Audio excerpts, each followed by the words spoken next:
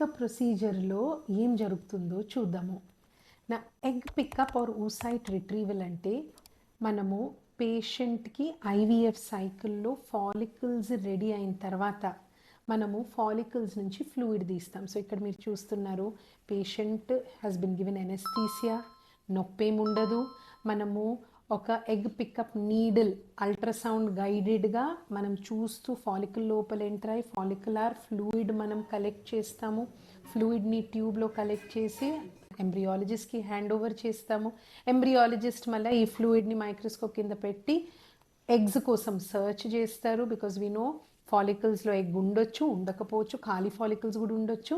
ఈ ఎగ్ని మనం మైక్రోస్కోప్ కింద ఐడెంటిఫై చేసిన తర్వాత ఎగ్ని మనం కలెక్ట్ చేసి ఇంక్యుబేటర్లో పెట్టి తర్వాత క్వాలిటీ ఏముందో మనం గ్రేడ్ చేస్తాం. So this is so simple what the follicular aspiration or egg retrieval process is all about.